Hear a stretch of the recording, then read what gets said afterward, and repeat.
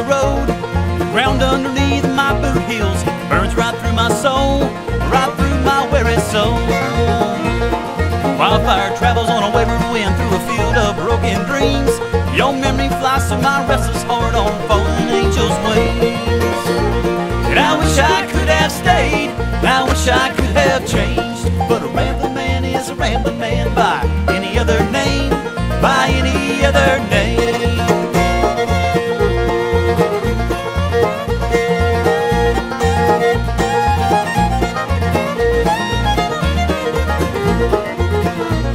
Some men are made to plant their feet and stay right where they are.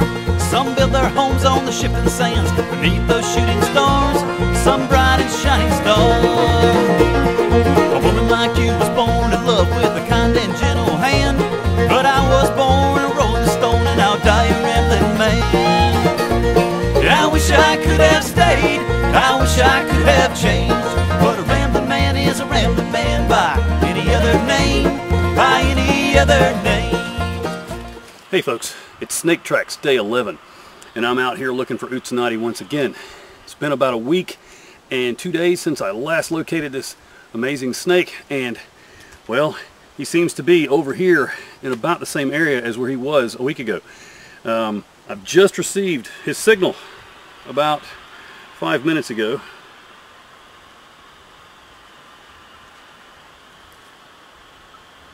It's very faint. Don't know if you can hear that. That way. So let's go find him.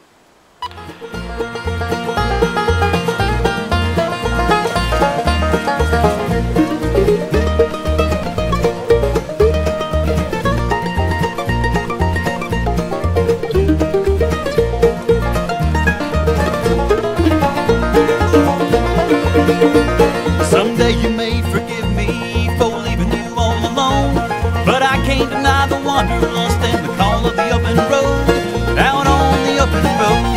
I wish I could have stayed, I wish I could have changed, but a rambling man is a rambling. Hey folks, I'm getting closer. He's right over here in the woods, but before we go look at him, I want to show you something really amazing. What I've discovered here is possibly a hibernaculum for rattlesnakes and other snakes.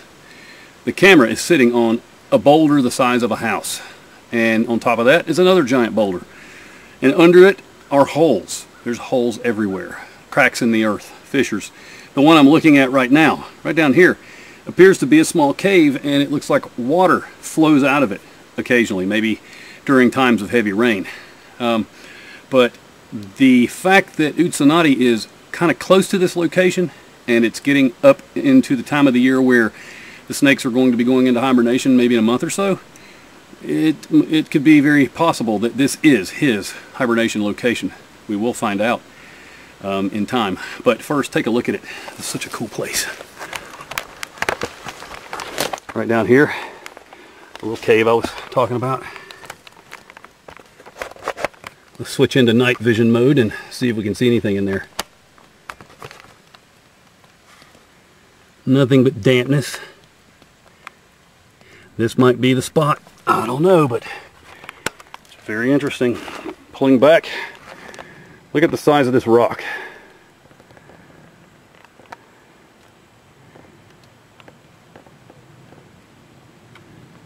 It is huge. Now, of course, I have seen bigger outcrops in the forest, but for this chunk of woods, this is one of the largest on this mountain. There are cracks and fissures all over the place. Holes in the earth. Over here there's a hole. You know, and holes like this are great entry points for reptiles looking for a place to hibernate. Holes there. There's a crack down here along the bottom of the rock, and up here, big crack between the two boulders, and a little rock shelter under here. Good place for humans to take shelter if it was pouring the rain. So this is just an incredible spot. If you have rocky outcrops such as this on your property, please consider keeping them natural for the wildlife. I mean, also for their beauty, but you know, the wildlife really need these places. These are like islands in a desert to some animals. Some animals use outcrops specifically. It's their home. And if you change the habitat around them, then it is no longer home for those animals. So if you do have large rock outcrops on your land, consider keeping them wild. It's the best thing that you can do, in my opinion. All right, let's go find that elusive rattlesnake. As I was walking through the woods, I discovered this very unusual mushroom. Well, it's not really the shape of a mushroom, but it is a fungi of some kind. Very unusual. And look how big it is. It might be one of the coral fungi, but I'm not really sure.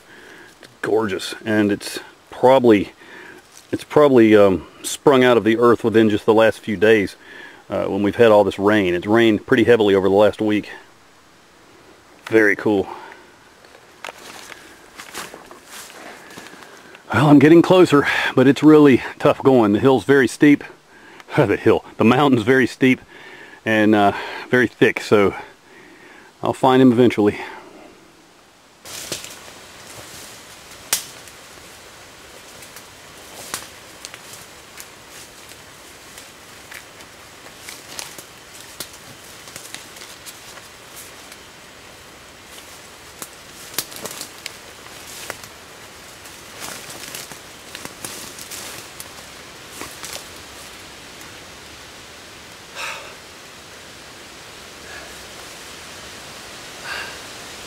Now this is amazing. Wouldn't you agree? That I'm sitting 3 feet from a rattlesnake and he's not rattling. He's not even moving. You know why that is? It's because this rattlesnake is afraid of me. He is afraid that I'm going to try to hurt him. So what his tactic is, he just flicked his tongue. He flicked his tongue again. He knows I'm here. Of course, he knew I was here a long way before I ever got here, a long time before I got here. His tactic is to remain flattened against the ground and very still.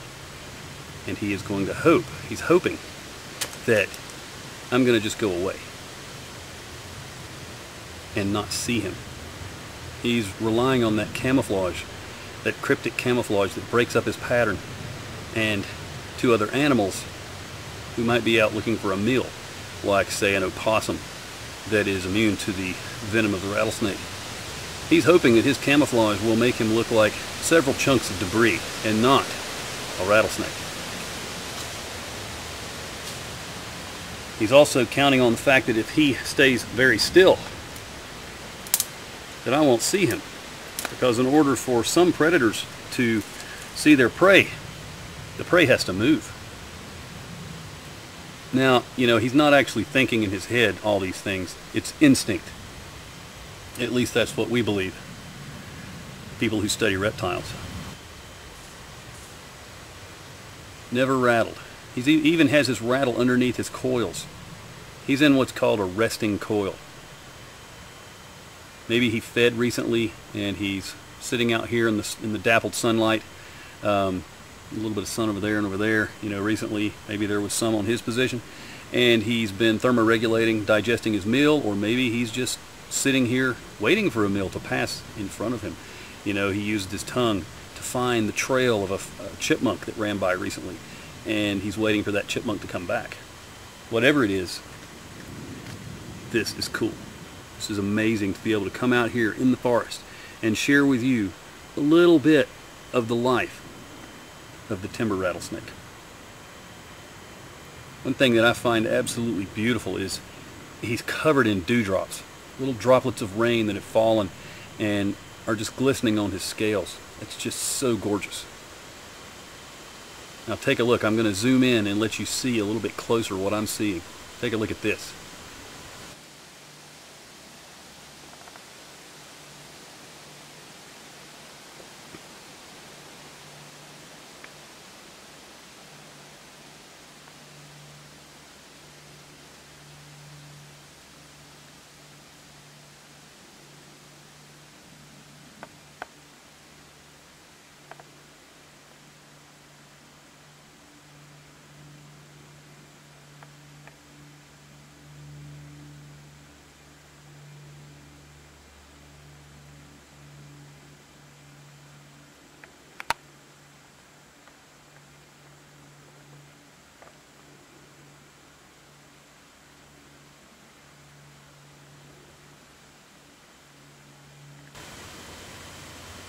Wasn't that just amazing?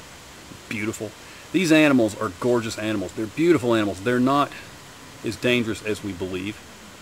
And they're not made for us to chop up and make into boots, bags, and belts and trinkets that you can buy in trinket shops all over the country, where you find stuffed rattlesnakes, rattlesnake heads and rattles and things like that. These animals, their job is to eat rodents, and they have a very important part to play in a healthy ecosystem.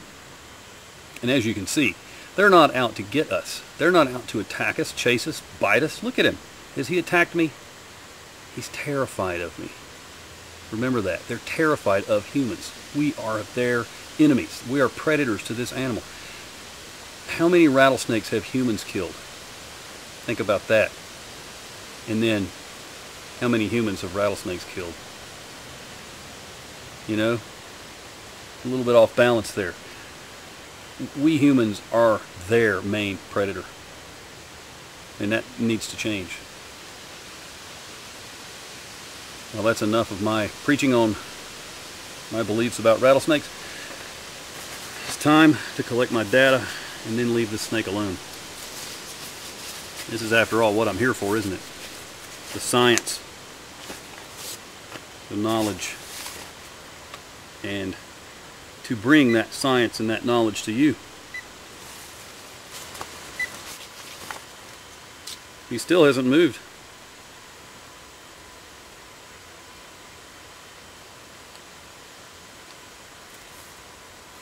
It's part of it's because I have not crossed into his comfort zone.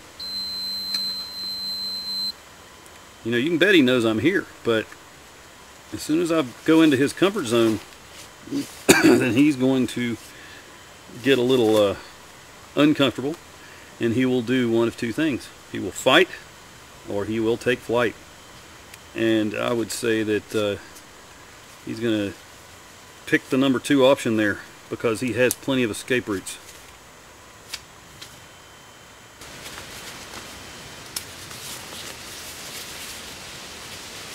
So it looks like Utsanati has moved only about 80 feet in the last week.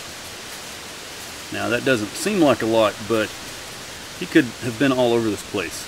You know, that way, that way, that way, who knows? Or he could have just moved 80 feet and been sitting here, because, you know, rattlesnakes don't move a lot. They may sit in one spot for weeks at a time, waiting for that meal to pass by. They're very patient creatures, just like a box turtle, extreme patience. And they have to have amazing patience in order to survive. That's how they hunt. They're sit and wait predators. They're ambush hunters.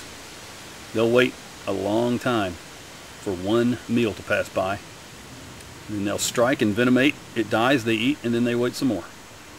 Amazing creatures. So if you see a rattlesnake in the forest, please leave it alone. Don't kill it. These animals deserve our respect and admiration. They're incredibly beautiful creatures. And just look at that. I've been here about 15 minutes and he's not moved, other than flicking his tongue to see who I was. And I'm sure that he recognizes my scent, and he's terrified. And for that reason, I'm getting out of here. I don't want to stress him out.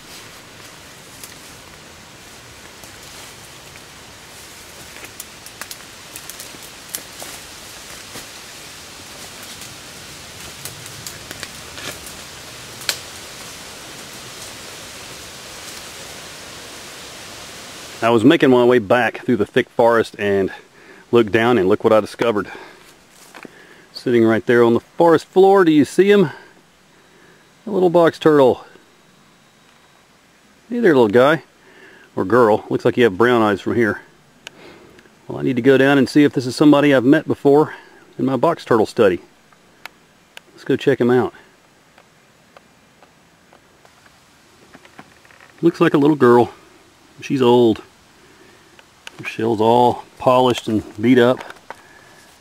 Let's take a look. So yes, it is a pretty little girl. She's quite old, judging from her shell damage, and just, my gosh, look how old she looks. She's all chewed up. I don't know, something's gotten her, maybe a dog or a bear, coyote. All kinds of chew marks here on her plastron. There's even some like injured skin, some of this flesh from her hinge. Don't know what happened there. I've never seen this little girl before. Probably because she spends her entire life down here deep in the forest. And I'm not even going to bother taking her back and marking her because I don't think I'll ever see her again. But I will take some pictures of her and draw some sketches just in case I do see her again, because you never know, really. I mean, these little guys stick to a small area, but sometimes they'll range. They'll go off on a long trek somewhere to lay eggs, kind of like Catherine does. So who knows? So I'm going to let this little girl go after I draw a sketch, and we'll see you later, little turtle. Boy, she's beat up.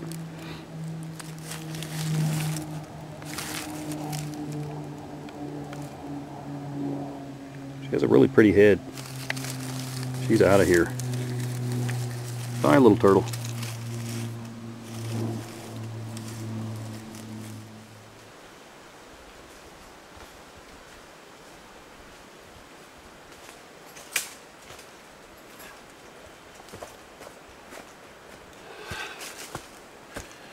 Now that was awesome.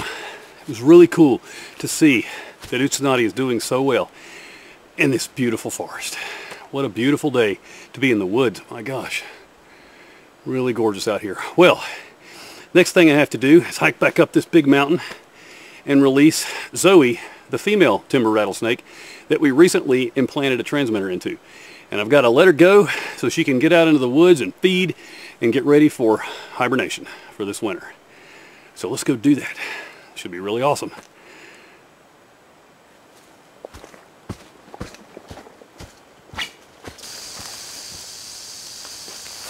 Hey folks, it's time to release Zoe, the female rattlesnake, back into the wild. She had her transmitter implanted about a week ago. She's recovered, and now it's time to let her go. So let's do it. Now she, unlike Utsanati, she is a lot more edgy. Utsanati hardly ever rattles, but Zoe rattles all the time. So I take that as a sign that she doesn't want to be messed with very much, so let's let her go. Beautiful snake.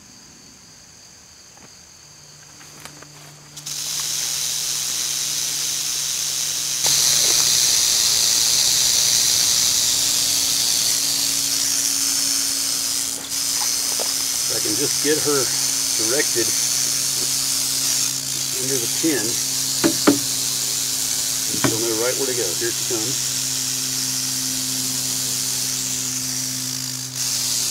There we go.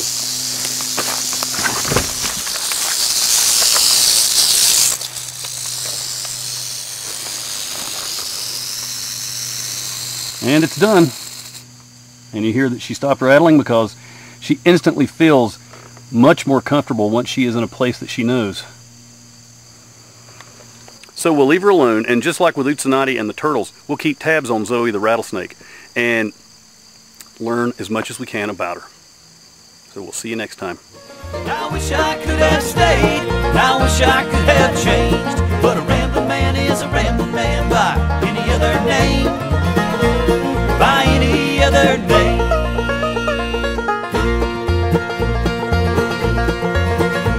Well, a rambling man is a rambling man is a rambling